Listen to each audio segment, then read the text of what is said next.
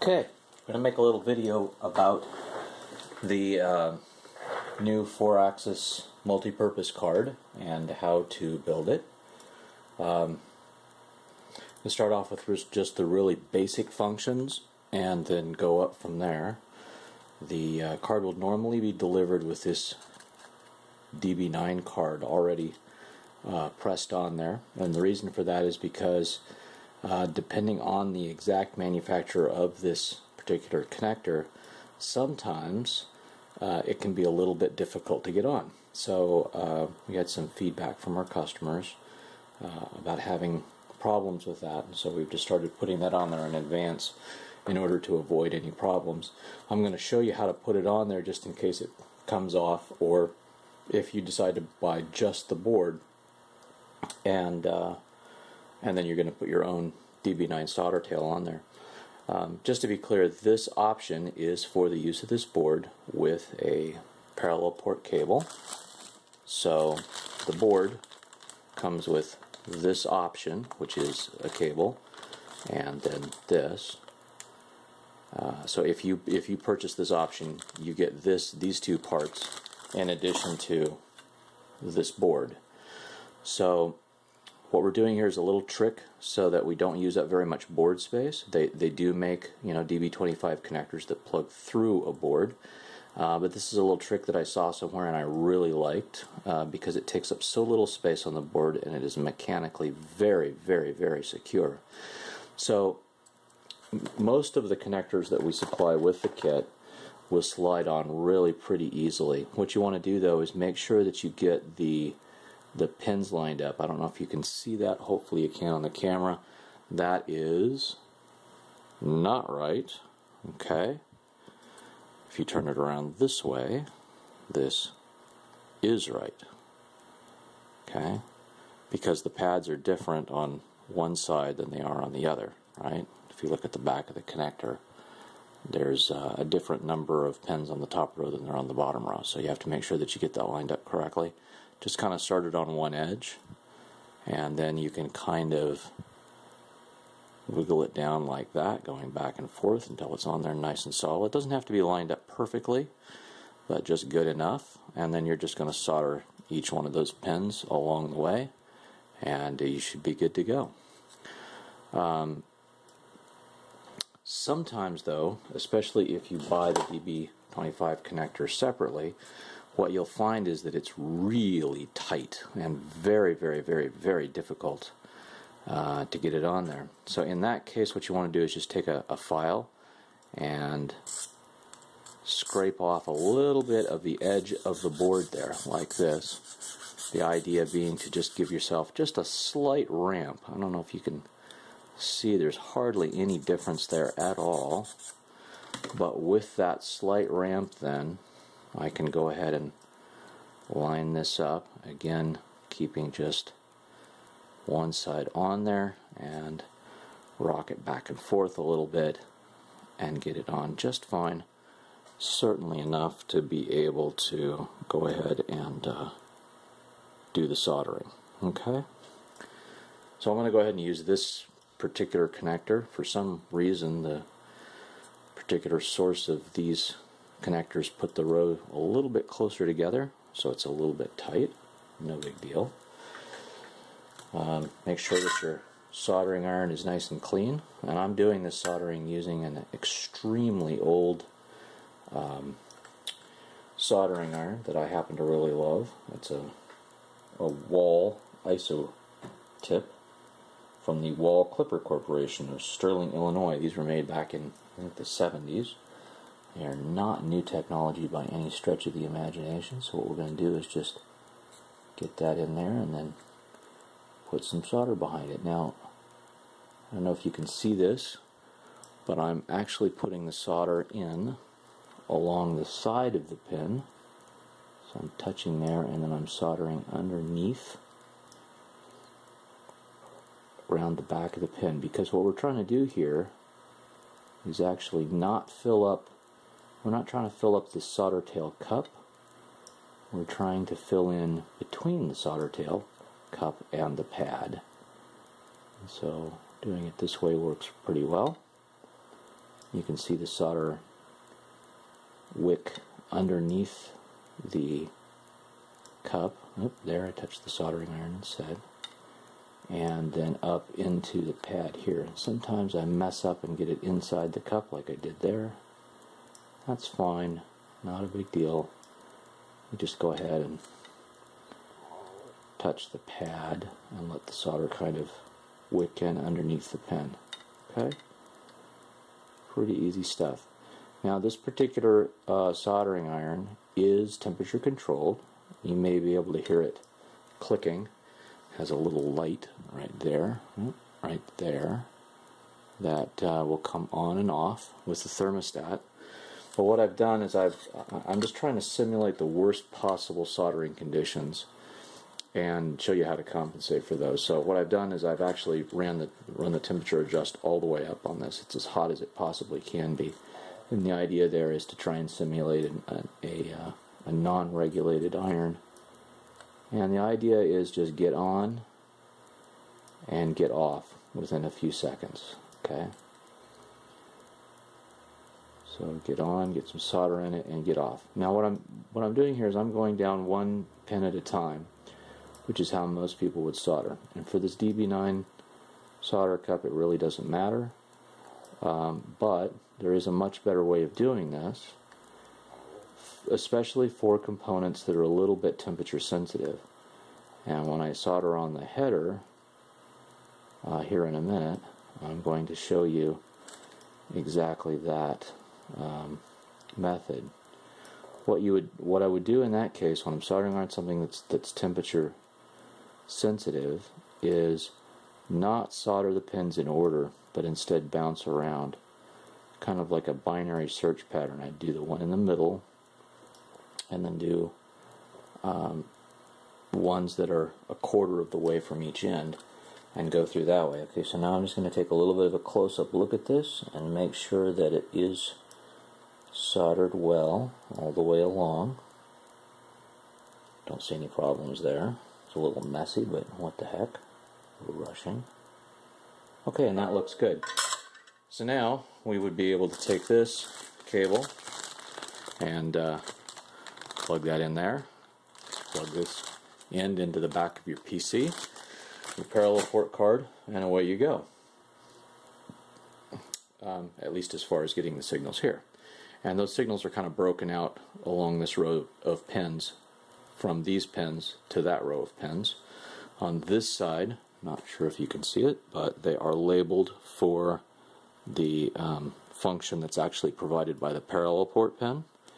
On this side, they're labeled according to how we're going to use them on the stepper driver. So over here you're seeing, for example, direction pins here for X, Y, Z, and A, and over here we're seeing the step for X, Y, Z, and A. Okay?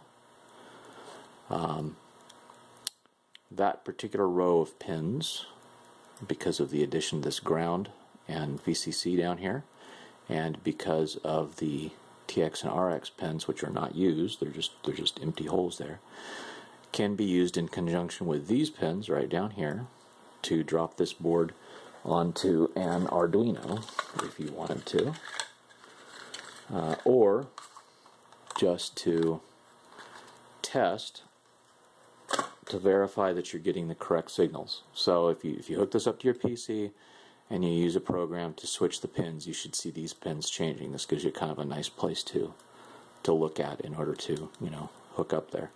All of the mounting holes in the corners are grounded. Excuse me, here and then here and then here. So if you want to hook up your scope, you can clip onto ground here on the edge, or your meter, clip onto ground, and then you can come along and test these individual holes to verify that you're getting signals in from the PC parallel port. Okay, so this by itself doesn't do us any good. We want to be able to hook it up to some drivers. This board is a little bit different because it wasn't built with the idea of using a terminal block or a screw terminal. We found a much less expensive, much easier to use system for hooking up to our stepper drivers, which is a standard, and that is to use this cable. We provide this cable for a very reasonable price, but it's also pretty cheap to make.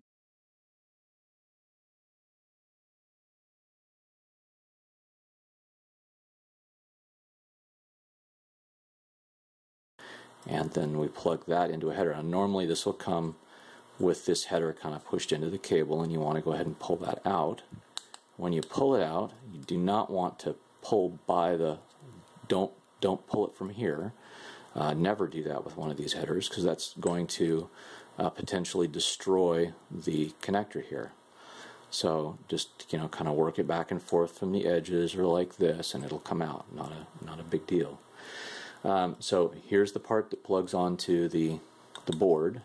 This then plugs into that, and then what we do is we take 10 wires at a time of the other end of the ribbon cable, peel them back, and plug them into these little 2x10 headers here. So this is a 2x20 or a 40 pin on this end, and then a 2x10 on this end.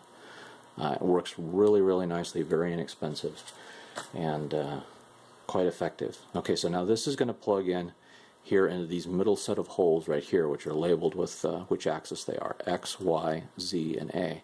And as you can see along this bottom row here are each of the pins for the power and signal that you need. So here's positive supply, negative, step, direction, and enable. Okay, the top row of pins is all ground, and the way that works out is when that goes into this wire, okay, every other wire is ground all the way across. So you get, you know, an enable signal, then ground, then direction, then ground, then step, then ground, then ground, then ground, then power, then ground.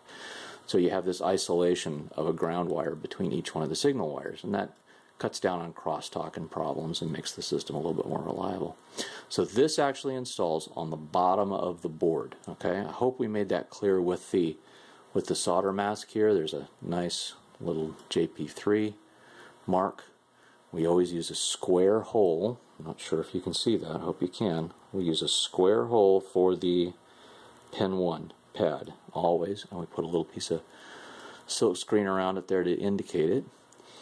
And on the top, the signals are labeled, but you don't have that outline of the connector. Okay, you actually have an outline here of an LCD panel, which is an option on this board, one that isn't typically used when it's being used for this particular function.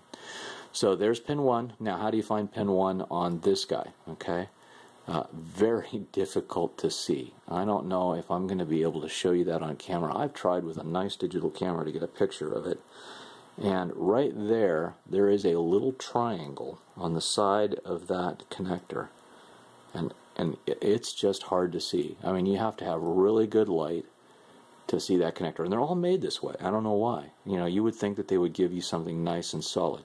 You know, is there any other marking on there that tells you which side is pin 1? No, there isn't. The only thing that's really obvious is this gap in the side right here, and that's what I would actually recommend that you use to place it.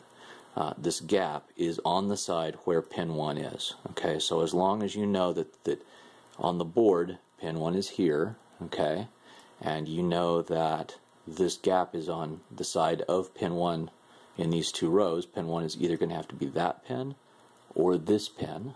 Alright, well obviously you can't put it in there that way. That would be the top pin. You want it to be the bottom pin, so it has to go in here this way. Okay, so it drops in there just like that.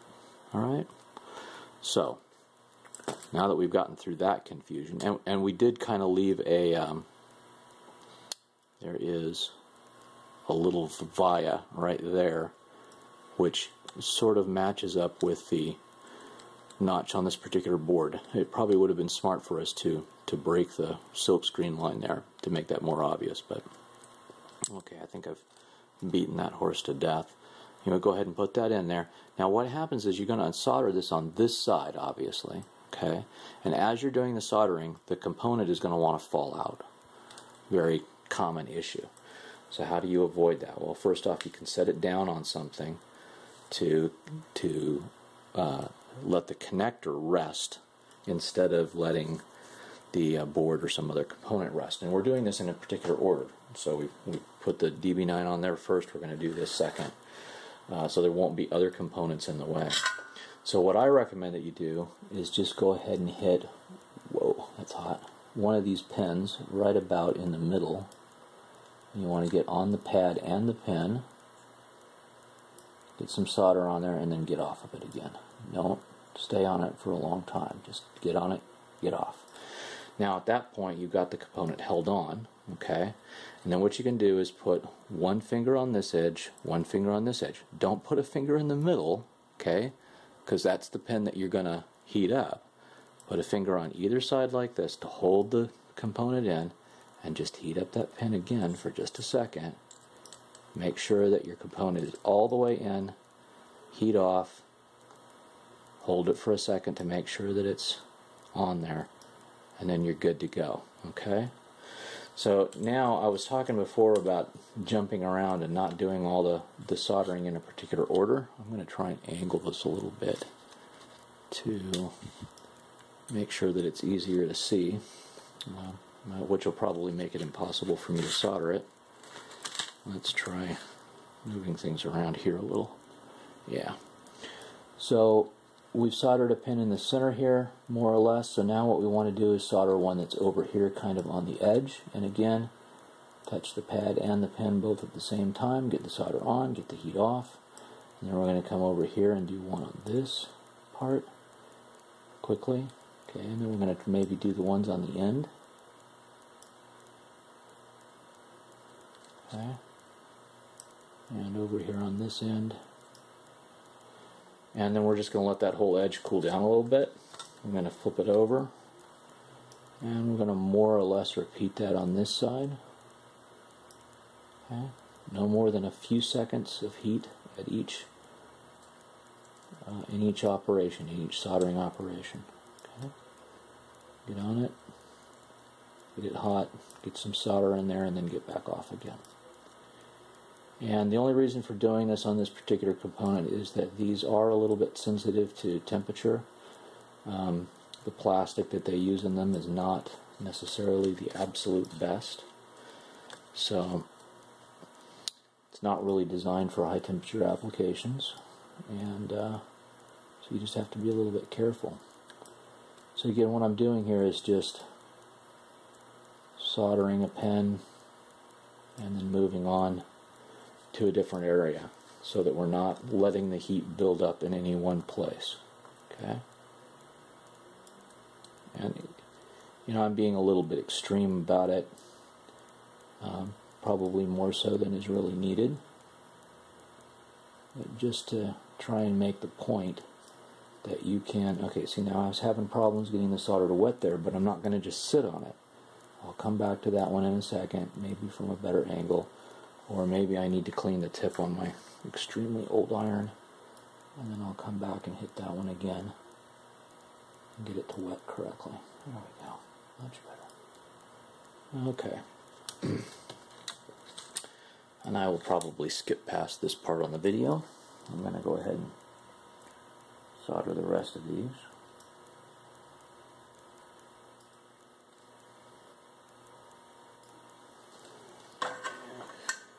Okay, so those are all soldered on there now. Not sure if you can see that very well, but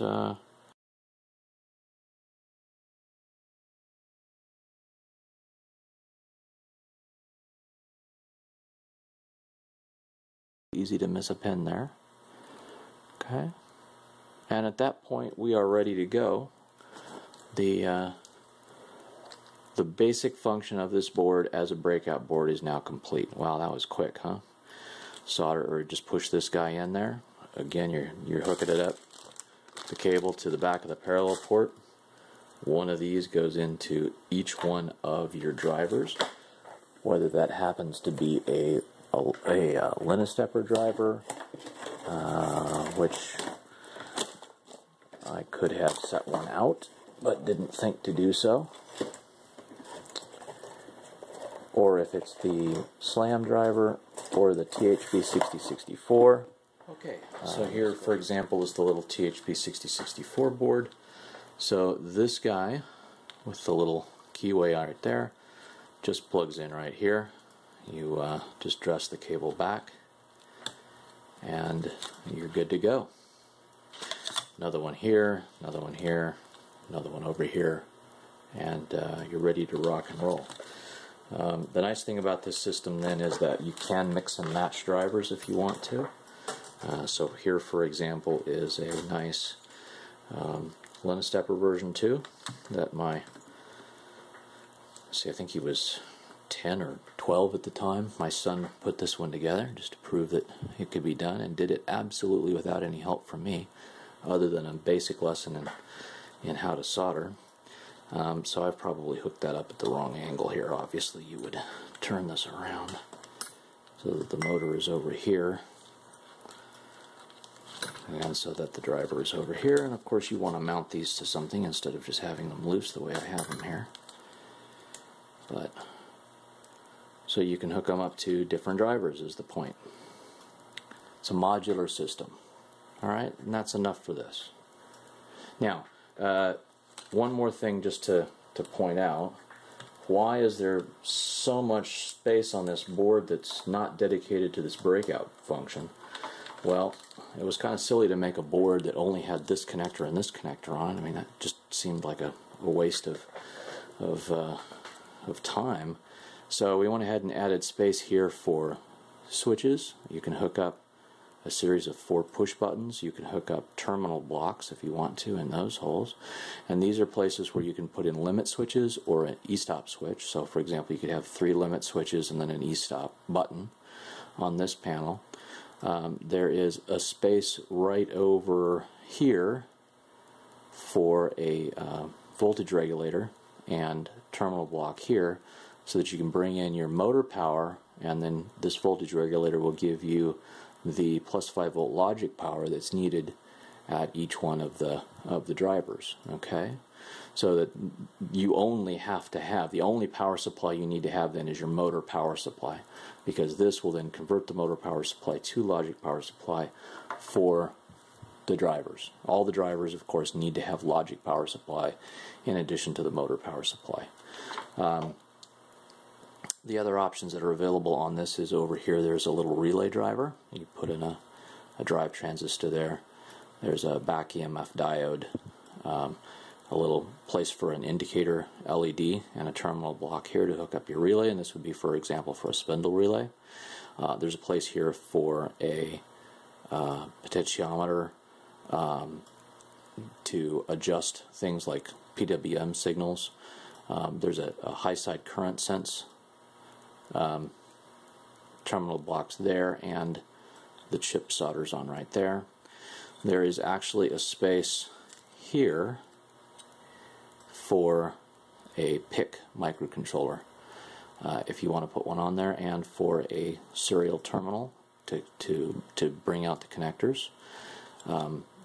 That, believe it or not, does fit underneath that cable, and that would then come out this way and allow you to hook up to either an RS-232 or a USB connector. And we do have a PIC chip that's in development right now that would plug in this space and would provide motion control.